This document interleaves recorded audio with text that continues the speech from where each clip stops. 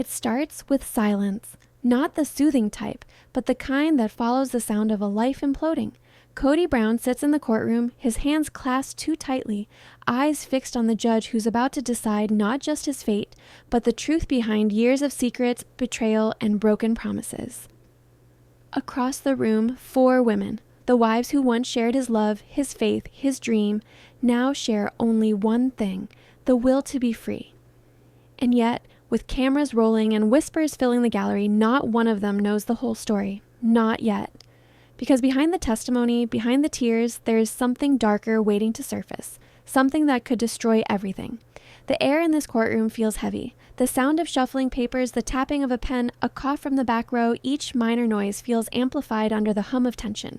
The case is officially titled Brown vs. Brown, a civil suit brought by Christine against her ex-husband Kody, alleging years of emotional manipulation and financial deceit. But this isn't just another reality TV divorce gone wrong. This is personal. Raw. Christine sits at the plaintiff's table in her navy dress, her hair drawn back in quiet defiance. She doesn't look once at Kody. A few rows behind, Janelle is torn by both her loyalty and exhaustion. Meri wears an unreadable expression, a mask she's learned to wear well through decades of heartbreak. And Robyn is shaking. Her fingers twist a handkerchief until it's about to rip. "Court is now in session," announces the judge. Christine's attorney, a composed yet sharp woman by the name of Emily Dawson, stands. "Your Honor, this case isn't about faith or lifestyle. It's about truth. For years, my client lived in a structure of control masked as love, until the veil was finally lifted." Kody's attorney, a tall man with an easy smile, counters smoothly, "This is not a courtroom for failed relationships. My client is a father, a man of faith, and a husband who has been publicly shamed for living his beliefs." The tension snaps like a wire. Kody shifts in his chair, his jaw tight. When he speaks, his voice is low but steady, and it's not to the judge, it's to himself. "They think they know me. They don't know what I gave up for them." Christine takes the stand. The room falls silent. She puts her hand on the Bible, her voice shaking slightly as she swears to tell the truth. Emily moves in closer. "Christine, can you describe the moment when you knew your marriage was over with Kody?" Christine takes a deep breath and looks out toward the gallery. "It was not one moment. It was 1,000. But I will never forget the night he told me love should be earned, that I hadn't done enough to deserve his affection." Gasps ripple through the room. Kody's attorney objects, but the judge waves it off. Christine continues with her tone now steady. "He controlled everything. Where I lived, how much money I had access to, even who I spoke with. I wasn't a wife. I was an assistant in a life that revolved around him." Kody's head drops slightly, a flicker of guilt crossing his features. Robyn watches him, tears slipping down her cheeks. Christine's voice starts to break. "The show made it look like we were one big happy family. But off camera, it was different. He'd pit us against each other, make us compete for his approval. I stopped being myself just to keep his attention." Her lawyer nods slowly, then steps aside. No further questions. The judge turns. "Mr. Brown, your counsel may cross-examine." Kody's lawyer stands, smooth and confident. "Christine, you have made some pretty serious allegations today, but isn't it true you agreed to the lifestyle? You chose plural marriage?" Christine stares at him. "I chose faith. I didn't choose to be manipulated." Her voice cuts like glass. Kody suddenly leans forward and whispers something to his attorney. He, after a moment's reluctance, nods. "Christine, do you remember a specific conversation in Flagstaff in 2019 in which you told Kody that you wanted to leave the family, but it wasn't because of some emotional issues? Rather, it was due to another man?" The courtroom erupts. Christine's face flushes. "That's a lie." "Objection!" Emily shouts. "Sustained," says the judge, but the damage is done. Christine's composure cracks for the first time. "You're twisting everything, just like he always did." Kody finally speaks, his voice filled with a mix of anger and regret. "You broke our family apart, Christine." "Don't act like you didn't." Christine's eyes flash. "No, Kody." "You broke it when you stopped being honest." Whispers fill the hallway as the court goes to recess. Reporters, fans, even former friends from the community hover near the doors. Meri hurries past them, her face pale. A young journalist calls out, "Meri, who do you believe?" She suddenly stops for a moment, her eyes distant. I believe nobody had ever known the truth about us. Then she walks away. Robyn stays behind. She looks torn apart inside. She was always the one most protective of Kody, but now, hearing the testimony, the doubts begin to creep in. She clutches her phone and whispers, I thought we were doing the right thing. Later that night, Christine sits in her car outside the courthouse and stares at the streetlights, her reflection faint in the window. Her phone buzzes, a text from an unknown number. It reads, You don't know half of what he's hiding. Christine's breath catches. She looks around, but the street is deserted. She texts back, Who is this? No response. She scrolls through the photos, old ones from those early years. Smiles, children, the life they built. Now it feels like someone else's story. And then she notices something strange. A receipt in one of the pictures, half visible on the kitchen counter, dated years ago, but from a bank account she never knew existed. The camera pans back to the courthouse steps as session 1 concludes the next morning. Christine walks past Kody without looking at him. Robyn avoids both their eyes. A reporter says on camera in the background, Sources close to the Brown family say this case could expose financial records that even the network never saw. Christine stops at the bottom of the stairs. He thought he could control everything, but he forgot one thing, she murmurs. What's that? A journalist asks. Christine looks directly into the camera. The truth always has a witness. The screen fades to black. Day 2 of the trial begins with rain. The courthouse looms under a gray sky, its steps slick, the flag outside whipping in the wind. Inside, the gallery fills fast with journalists whispering, cameras flashing, and onlookers leaning forward, sensing that today, something big is going to break. Christine walks in quietly, holding her lawyer's arm for balance. She looks calm, but her eyes are tired, that kind of tired that comes from years of keeping your truth buried. Across the aisle, Kody's demeanor has changed. He's not the confident patriarch anymore. His jaw is clenched, his hair a little more disheveled, his stare sharp and restless. Sitting behind him is Robyn, tissues in hand. She folds one into a perfect square over and over again, her fingers trembling as though trying to fold away her anxiety. Meri and Janelle exchange a look. They haven't talked in days, not since Christine's cross-examination. When the judge enters, everybody stands. Christine exhales, steadying herself. She knows what's coming because today, it's Robyn's turn to take the stand. Robyn swears to tell the truth in a voice barely above a whisper. Her lawyer gives a reassuring nod, but the weight of what she's about to say hangs thick in the air. Emily, Christine's attorney, approaches delicately. Robyn, you've known Christine for many years. Would you say you were close? Robyn nods, and tears are already welling up. We were, for a while. We tried to be. But things changed when Kody and I got legally married. I didn't mean for it to, but it did. Emily paces slowly. Can you explain what you mean by things changed? Robyn hesitates. He started keeping me apart from the others, but saying they didn't support us, that they were jealous. I believed him. I thought I was protecting my family, but her voice cracks. I think I was protecting a lie. A murmur runs through the room. Kody's gaze snaps up, eyes darkening. Robyn, he says quietly, but she doesn't look at him. Emily leans in. Robyn, did you ever see evidence that Kody was controlling the family finances? Robyn swallows hard. He kept everything under one account. We thought it was joint, but it wasn't. It was in his name only. Christine closes her eyes, her suspicion now confirmed. And did you ever see documents, withdrawals, or accounts hidden under different names? Robyn hesitates. Yes, once, a few years ago. I found a bank statement with Christine's name, but she didn't know about it. It was being used to move money from our family fund. Gasps echo through the courtroom. Christine's hand goes to her mouth. Kody slams his palm on the table. That's enough, he shouts.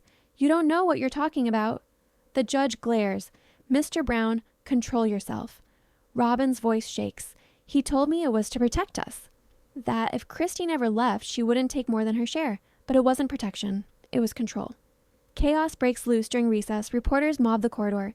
Robyn, did you just admit to financial fraud? Christine, did you know that your name was used for hidden accounts? Christine brushes past them, her eyes welling up with tears, but her jaw firm. She leans onto the counter, staring inside the mirror of the women's restroom. Her reflection looks foreign. It is strong, yet scared. She whispers to herself, "He thought he could outsmart me." A voice behind her answers softly, "He still might." Christine spins. It's Meri. For one wordless moment, they just stare at each other. Two women who had once shared everything standing on opposite sides of the broken empire.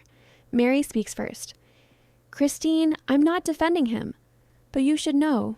There is more. The money wasn't the only secret." Christine narrows her eyes. "What do you mean?" Meri looks toward the door. "Someone else was helping him. Someone we trusted." Christine frowns. "Who?" But Meri doesn't answer. She says only, "Be careful who you trust in this courtroom." When court resumes, the prosecution calls its next witness, a forensic accountant named Laura Hayes. She walks to the stand with a folder full of records. Emily gives a slight smile. "Ms. Hayes, you've reviewed the financial documents submitted by Mr. Brown. What did you find?" Laura opens the folder. Several accounts connected to Kody Brown, but one in particular stood out. A joint account opened under Kody and Christine's names. The problem? Christine's signature was forged. The courtroom freezes. Color empties from Kody's face. His lawyer leaps up. "Objection!" "That's speculation. Overruled," says the judge. Christine's lips tremble. "He forged my name?" she whispers. Laura said, "The money was used to purchase personal property in Flagstaff and to fund business ventures under a company called Unity Productions. Records show the transfers of more than $400,000 over 5 years."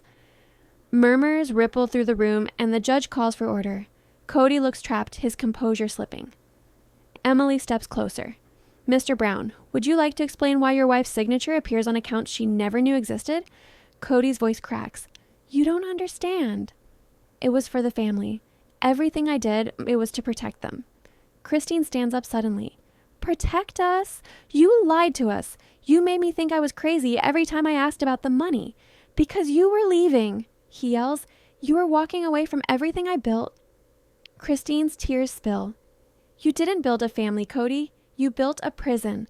Silence. Finally, the judge speaks. "We will adjourn until tomorrow." The gavel hits, the tension almost unbearable as the whispers begin. In the midst of this, Meri slips a folded note to Christine. She waits until she's alone in the parking lot before she opens it. It reads, "If you want the truth, meet me tonight, 10 p.m. at the old Flagstaff house." That night, Christine drives in silence. The wipers sweep across the windshield, rain blurring the headlights. She pulls up to the old house, the one they'd all shared once before everything fell apart. The lights are out, but the living room has one fluttering curtain. Christine steps inside. "Meri?" she calls softly. No answer, just the echo of her own footsteps. Then she sees it. A box on the dining table filled with papers, photos, and USB drives.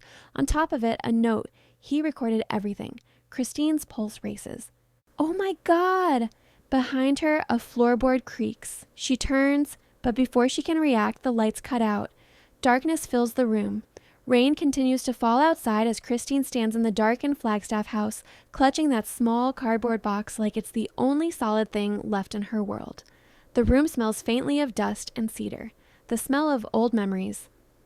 Every creak of the floor seems louder than it should be. She takes a deep, trembling breath and holds up the first USB drive. The label on it reads, "Family Meeting 2016. Her hands are shaking as she slides it into her laptop. The screen glows, flickers, and then the past comes alive. Kody's voice fills the speakers, calm, confident, the same tone he used when cameras were on. "From now on, all financial decisions go through me. We can't have too many voices in leadership. Unity requires order." Christine's recorded voice cuts in, cautious but firm. "But that's not what we agreed on, Kody. We all should have a say." He laughs. "You have a say when it's your turn to support my decision." Her chest tightens. She remembers the night all too well. How everyone else had remained silent, too afraid to stand up to him.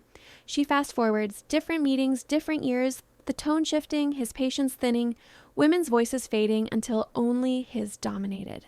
Then another voice cuts through, Robyn's soft but pleading. "Kody, they're hurting." "Maybe we should slow down," he snaps. "You think too small. I'm protecting this family from themselves." Christine slams the laptop shut, her eyes wet with both tears and anger. Her phone buzzes, a message from an unknown number again. This time it says, "He knows you have the recordings." Her heart stops. She looks around the dark house, every shadow suddenly menacing. Footsteps echo outside. She grabs the box, makes a run for the door, and drives into the storm. When she gets to the hotel, it is already almost midnight. She locks the door, drops the box on the bed, and sinks to the floor. Her phone buzzes again. This time it's Meri. "Christine, are you safe?" "I found them," Christine whispers. "The recordings." "He documented everything." There's a pause on the line. Meri's voice drops lower. "Then you need to know something else." Robyn wasn't the only one who knew. Christine freezes. "What do you mean?" Meri sighs. "He wasn't the one who hid the accounts. Someone else helped him forge the documents." "Who?" Silence. Then Meri whispers, "Janelle." Court resumes the next morning. Packed gallery. The media frenzy indeed has tripled overnight. Christine walks in with her lawyer, holding a small flash drive in her hand. The recordings. Kody looks up as she passes, his face pale. Robyn's eyes widen. She recognizes the flash drive at once. Kody's attorney requests a sidebar before the hearing starts, stating that the evidence was obtained illegally and without consent. The judge raises a brow. "Mr. Brown, are you saying these recordings exist?" Kody's attorney hesitates. "I'm saying they may, and if they do, they shouldn't be admissible." The judge turns to Christine's side. "Do you have such recordings, Mrs. Brown?" Christine steps forward slowly. "Yes, Your Honor, and they were made during family meetings that we were all a part of. I didn't break any laws by listening to my own past." The judge nods. "Then the court will review them." Kody's jaw tightens. He leans into his lawyer, whispering something that resembles more a threat than a strategy. The first audio clip plays and the courtroom dims. The speakers echo with Kody's voice, calm, manipulative, commanding. The clip captures him telling Meri and Janelle that Christine couldn't be trusted and that money must be secured before emotions interfere. Christine doesn't bat an eye. She watches Kody as it all unravels in real time. The second recording plays, Robyn's voice this time, hesitant. "Kody, this isn't right," Kody replies. "If they ever leave, they leave with nothing." That's the law of loyalty. The audience gasps audibly as even the judge does lean forward. Kody stands up and shouts, "Those recordings are out of context. You're twisting everything I said." But the judge slams his gavel. "Sit down, Mr. Brown. You'll have your turn." Christine exhales shakily, tears streaking down her face, not of weakness, but release. Meri takes the stand after the recess. She looks different today, steadier, almost liberated. Emily asks, "Meri, when Christine showed you the recordings, what did you feel?" Meri is hesitating, her voice trembling. "Relief. Because for years I thought I was crazy. I thought it was my fault he was distant, but hearing his words, I realized we were all living under his control." Christine looks down, holding back tears. Emily nods softly. "Did you know about the forged accounts?" Meri shakes her head. "No, but I knew he wasn't being honest about the money.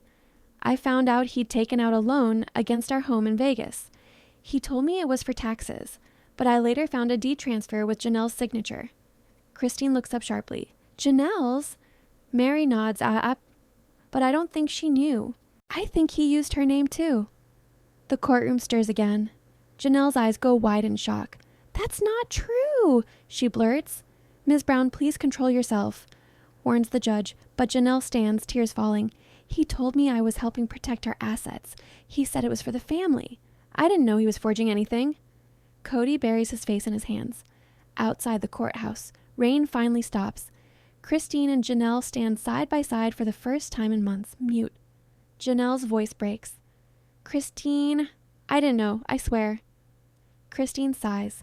"I believe you, but it doesn't make it hurt any less." Janelle nods. "He made us all believe we were helping him." Christine looks at her. "Not anymore." Her phone buzzes with another unknown message. "You think the recordings are enough? There's something worse than the safe at the Flagstaff property. Don't trust anyone." She looks up at Janelle, suspicion flickering, but before she can say anything, Kody walks past them, escorted by his lawyer. He pauses, looking back. "You have no idea what you've started, Christine." She meets his gaze. "Maybe not. But I know how it ends." That night, Christine returns to the Flagstaff property with Janelle by her side. They break open the old safe, the same one Kody once told them held only family documents. Inside, they found files, old photographs, and one sealed envelope which was labeled Confidential Network Contract. Christine opens it slowly. Inside is a copy of their reality show contract and a highlighted clause in red ink. In the event of family dissolution, all intellectual rights revert to Kody Brown. Janelle gasps. He owns the footage, all of it. Christine stares at the document. He planned this. Every smile, every tear. It was all part of his control. The screen lights up again. This time, a video file is attached, labeled Final Recording. She presses play. It's Kody solo sitting in front of a camera. His tone is cold, deliberate. If they ever turn on me, he says, I have everything I need to bury them. Session 3 closes on Christine, standing in the flickering light of the phone screen, her face pale but resolute. She turns to Janelle. Tomorrow, we bring this before the court. Janelle nods, whispering, then it's over. But Christine shakes her head. No, tomorrow, it begins. The courthouse is packed. Not just journalists now, producers, attorneys from the network, even a few of the children sitting quietly in the back rows, their eyes full of fear and confusion. Today is not just about family, it's about power and truth, about everything that was filmed, but never meant to be seen. Christine arrives early, her hands clasp the evidence file as if it were a lifeline. Janelle walks beside her, pale and silent. Meri and Robyn enter moments later, not looking at each other. Kody sits at the defense table, impassive. Less a confident patriarch that the world knew and more like a man cornered by his own story. The judge enters. The courtroom falls into uneasy silence. Mrs. Brown, the judge begins, you've submitted new evidence to the court, video and contractual documents. Is that correct? Christine nods, her voice steady. Yes, Your Honor. And this evidence shows that Mr. Brown not only manipulated his family, but also profited from their suffering under false pretenses. First, video plays on the courtroom screen. The timestamp shows 2 years before Christine left. A private confession video never aired. Kody sits on the couch speaking directly to the camera. His tone is raw, unfiltered. They think they can just leave, but I own this story. I built it. Without me, they're nothing.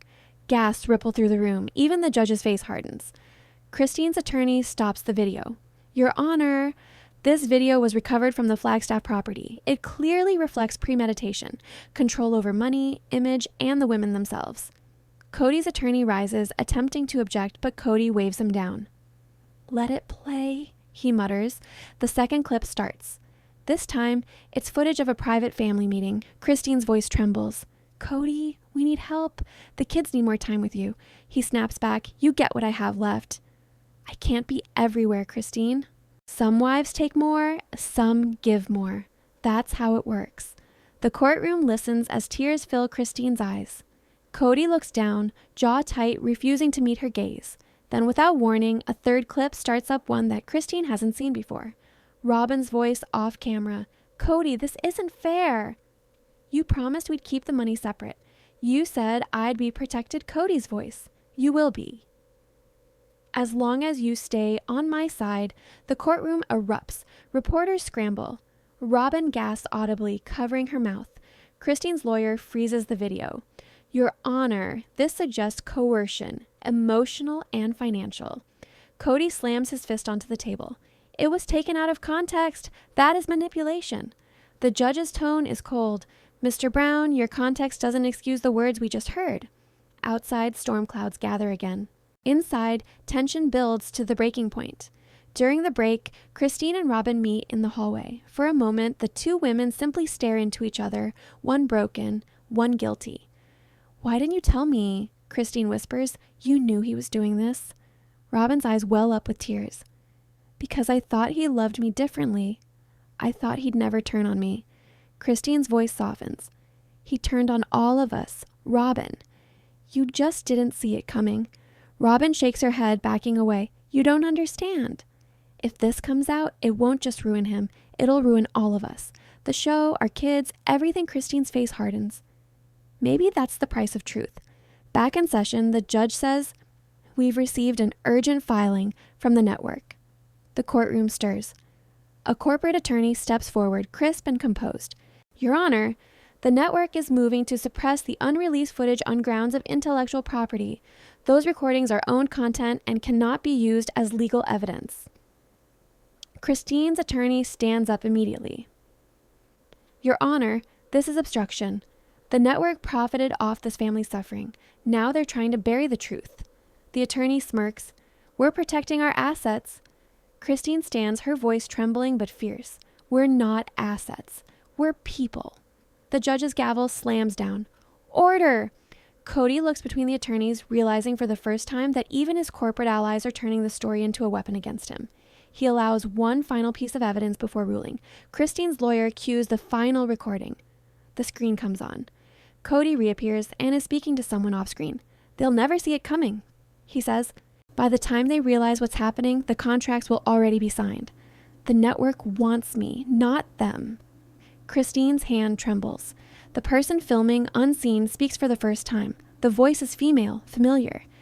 It's Robyn. Her whisper echoes, but what about the others? What about Christine? Kody says coldly, she'll leave eventually. That's what she does. The video ends. The subsequent silence is unbearable. Robyn bursts into tears. I didn't know he was recording that. I didn't know. The judge's expression is unreadable. Court adjourns early. Christine sits in an empty gallery staring at the floor. Her attorney quietly gathers his things. Robyn approaches, still crying. Christine, I'm sorry. I swear I didn't want this. Christine looks up, her eyes red but steady. Then tell the truth tomorrow. All of it. Robyn nods, hesitating. I will. But there's something you don't know about the network. Christine frowns. What? Robyn's voice shakes. They paid Kody to keep secrets off camera, including what happened between you and the kids. Christine's breath catches. What are you saying? Robyn steps closer.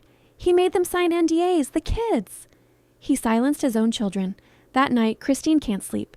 She plays the recordings over in her head, the words cutting deeper. Janelle texts her. Tomorrow, Robyn says she's testifying. Are you ready? Christine stares at the screen. Her reply is short. No, but it's time. She looks over at the box of evidence sitting beside her bed, the label that once read Family Memories. Now it feels like a box of ghosts. Session 4 concludes with a camera panning out from Christine's motel window. Rain blurs the lights outside. In the distance, a TV produces the faint sound of a news report. Tomorrow's hearing might well decide the future of both the Brown family and the hit show that made them famous. Sources say one wife's testimony may change everything. Christine closes her eyes. Let it, she whispers. The morning of the final hearing feels somehow different. There is no crowd chanting outside, no laughter, no whispers, just a heavy, strange silence, the kind that only comes before something life-changing. Christine sits quietly in the hallway staring at the courtroom door. The fluorescent lights above her flicker, buzzing faintly. The sound feels like her own nerves humming under her skin. Janelle sits beside her, holding an old Bible. You ready for this? She asks quietly. Christine exhales. No. But maybe that's what makes it real. The door opens, and in walks Robyn, flanked by 2 attorneys, her face pale, makeup at a minimum, eyes swollen from crying. Each step she takes echoes down the hall. For the first time, she looks less like the polished wife America saw on TV, and more like a woman trapped in her own story. Inside the courtroom, the air is tight, almost suffocating. The judge sits still, waiting. Kody appears apprehensive, his hands clasped firmly, his jaw shut tight. Mrs. Brown, says the judge, you may take the stand. Robyn rises. She hesitates. Just a second, then sits in the witness box. Her voice trembles as she's sworn in. Christine watches from across the room, her heart pounding. She doesn't know what Robyn will say. No one does. The attorney steps forward. Mrs. Brown, you have been called upon to testify about the supposed non-disclosure agreement signed by members of your family, even minors. To your knowledge, do such documents exist? Robyn's lips part, but no words come out. She looks over at Kody. His eyes are sharp, warning her. She looks down. Yes, she whispers finally. They exist. Gasps ripple through the courtroom. Cameras flash. The judge leans forward. Christine's attorney takes over. Mrs. Brown, who instructed you to have the family sign those NDAs? Robyn hesitates again. Her voice breaks. Kody did. But he said it was to protect us, to protect the kids from rumors. Christine's fists clench. Protect them. Or silence them. She mutters under her breath. The lawyer presses, Mrs. Brown, were the children forced to sign? Tears spill down Robyn's cheeks. He told me if we didn't, the network would cancel the show. We'd lose everything. He said it was the only way to keep our family safe. The courtroom is dead silent now. Even the judge looks shaken. The lawyer speaks softly. Safe from what, Mrs. Brown? Robyn stares straight ahead at Christine. From the truth. Something inside Christine seems to crack open, but it's not anger this time. It's grief. For years, she told herself she was crazy, dramatic, disloyal, but now, hearing it out loud, she realizes she was right all along. The attorney pulls out a folder. Your Honor, these are copies of the NDAs signed by multiple parties, including 3 of Christine's children. The documents bar them from speaking about anything that occurred within the household or behind production. The judge leaves through the pages. His expression darkens. These are legally binding contracts signed by minors? The network's attorney stands immediately. Your Honor, those were authorized under parental consent within industry standards. Christine slams her hand onto the table. Industry standards? They were children. Her voice echoes, shaking in anger. You turned my family into a narrative, and then you silenced their voices when the camera stopped rolling.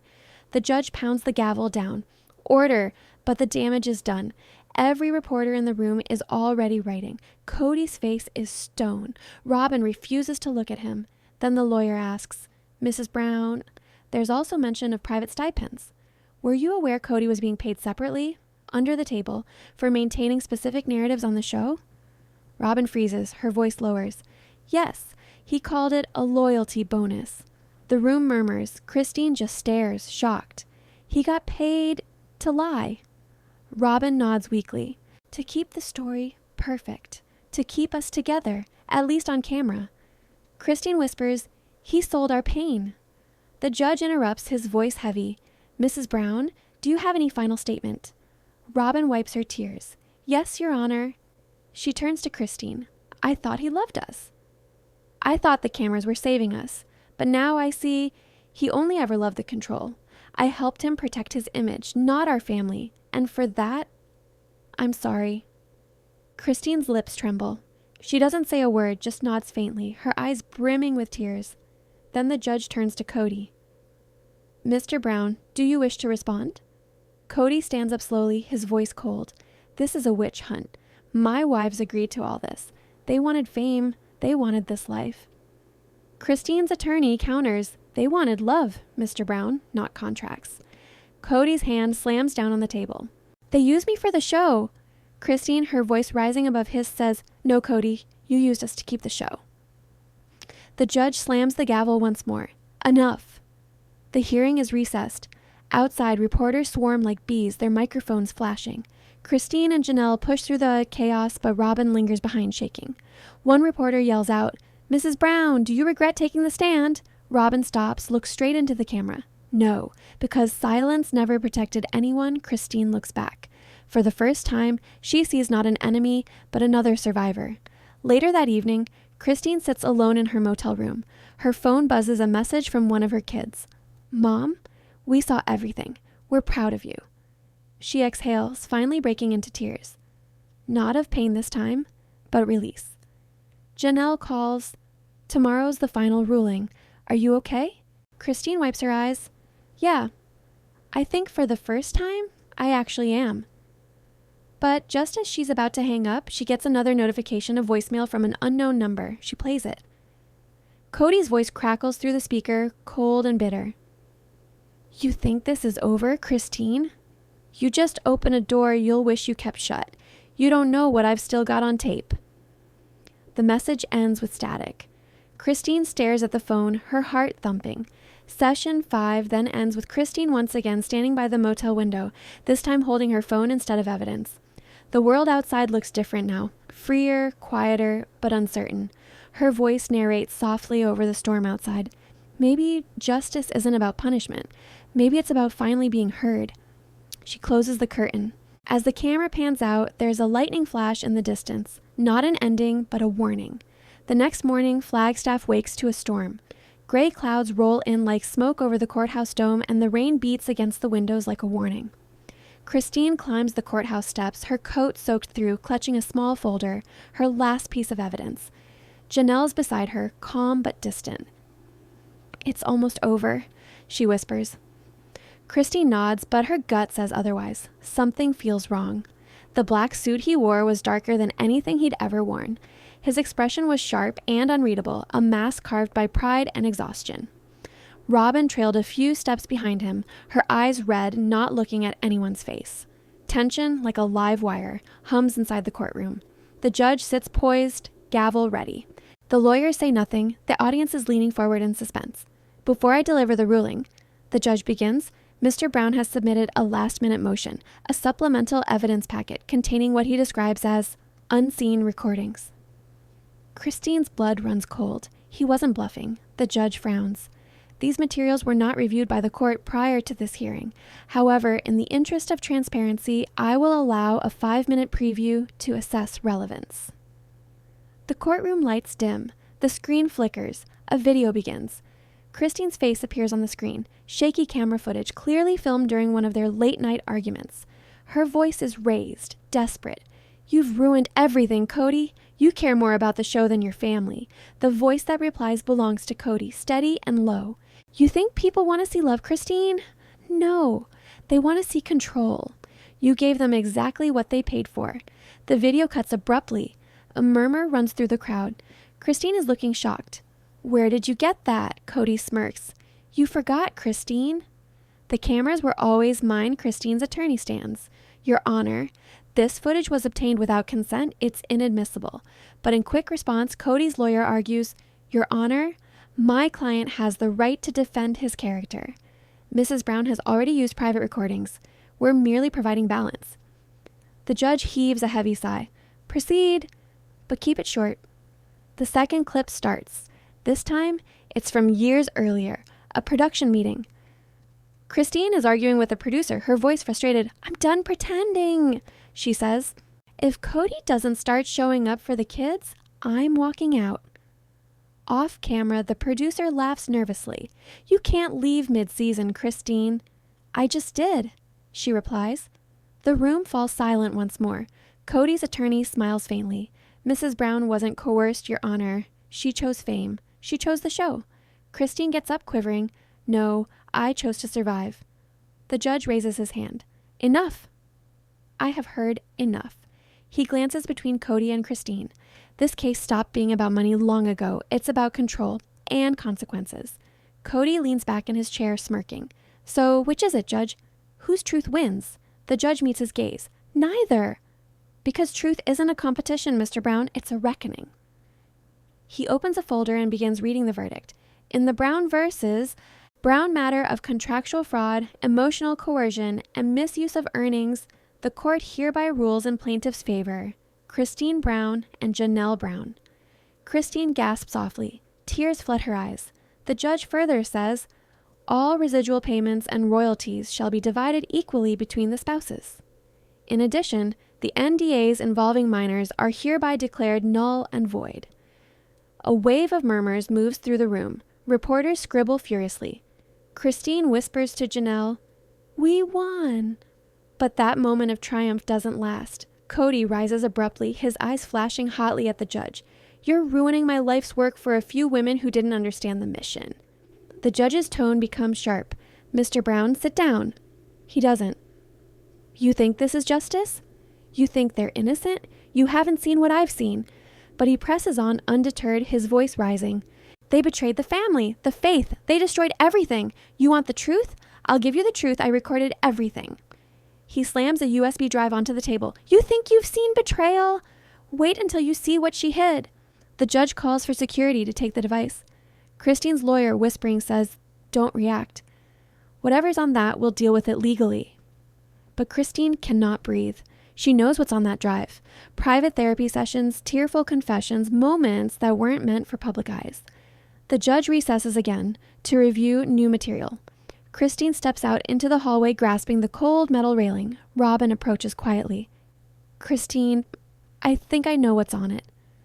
It's not just your videos, Robyn says in a whisper. He recorded the kids, their calls, their arguments. Even the one with your daughter, after she tried to run away. Christine's eyes widen. No, he wouldn't. Robyn nods. He did, and he sent copies to the network. Said it was backup material.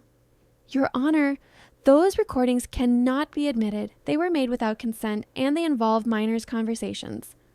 Kody slams his hands on the table. You're protecting her because she's a woman. You're all blind. Christine's voice breaks, a mix between pain and rage. No, Kody, we're finally seeing clearly. The judge signals for security.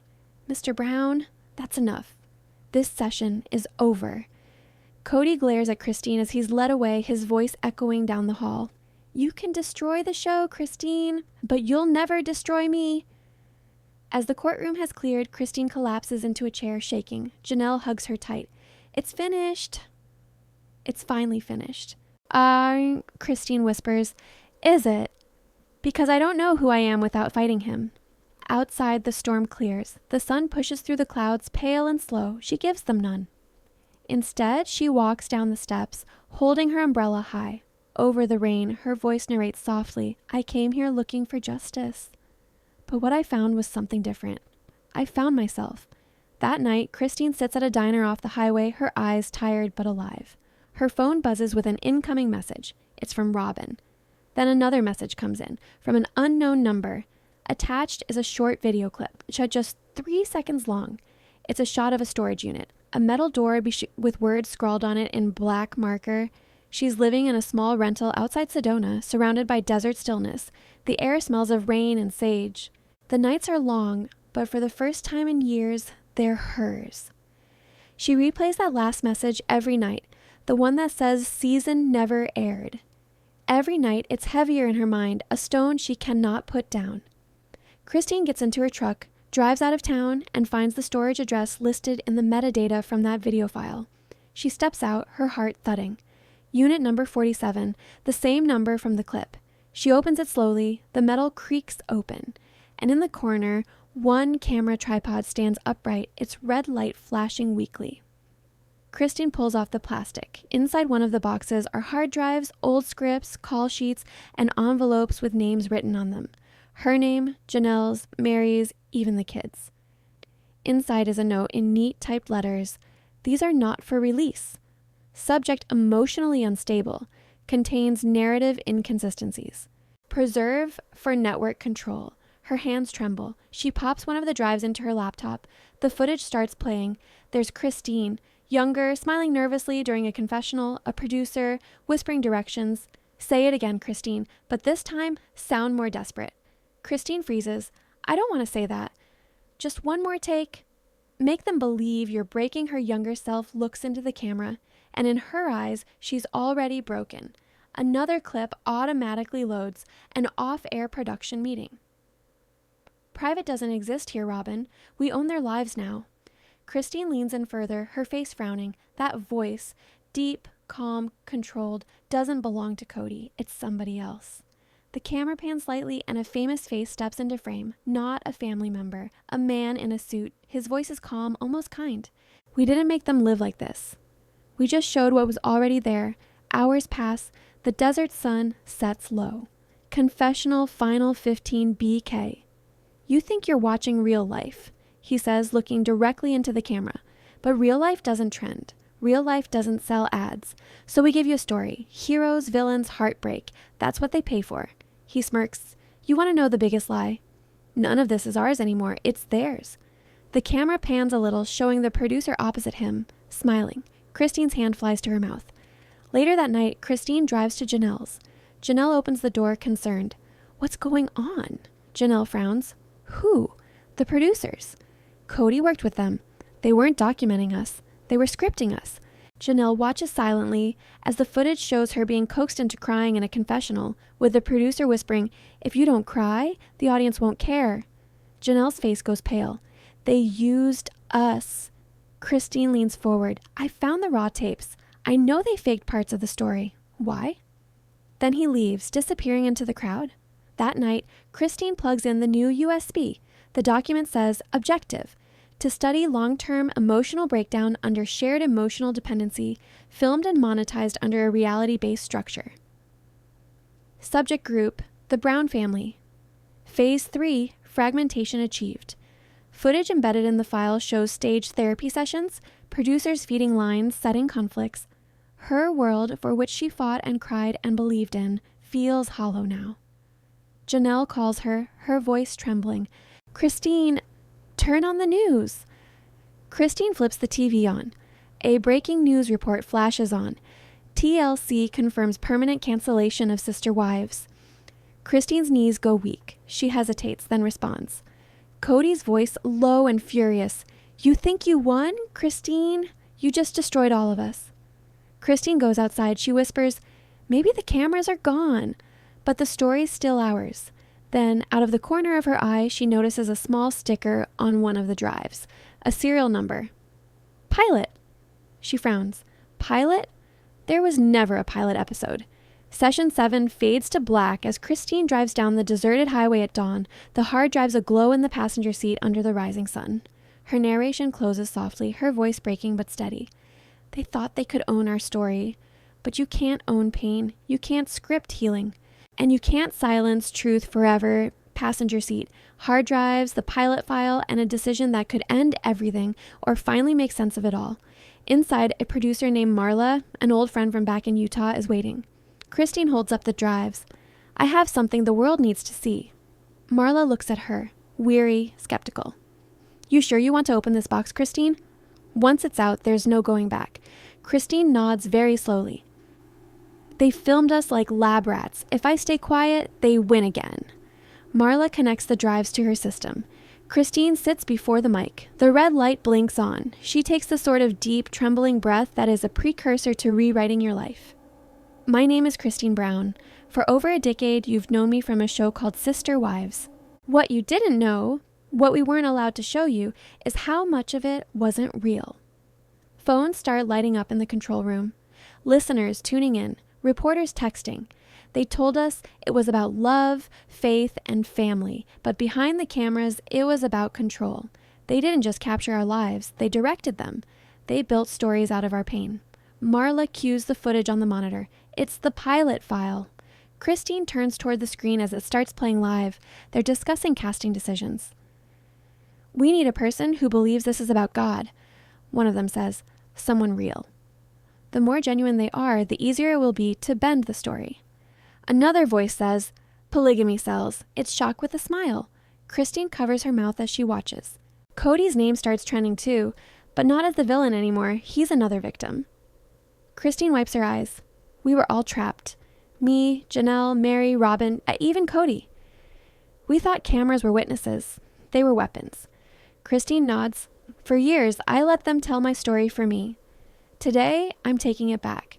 She looks straight into the live camera feed. A final clip plays, time-stamped, Season 1, Day 1. A younger Christine is sitting across from a producer. The producer says, in a soothing tone, if you ever feel uncomfortable, just let us know. We'll protect you. She turns off the mic. The only sound in the studio is the hum of the monitors. Christine shakes her head. No, I just told the truth. Now the world decides what to do with it. Outside, the parking lot is full of headlights, reporters, fans, and strangers who came just to see her. She pauses and looks out at the crowd. Her voice is calm, steady, and clear. I want people to understand that family isn't what you show the world. They laugh, a small, broken, but real laugh. Do you think we'll ever get normal back? Janelle says softly. Christine smiles. I don't want normal. I want honest. They all sit there for a while, sipping their coffee, watching the sunrise through the window. Christine looks out and whispers, after all this time, maybe this is the first real scene we've ever filmed. Inside are raw videos. Not for fame, not for production, just real moments. Laughter with her kids, sunsets, stillness. Hi, she says softly. It's Christine. This time, there's no director, no producer, no edits, just me. Ever feel as though your story was written by someone else? Maybe it's time to take the pen back.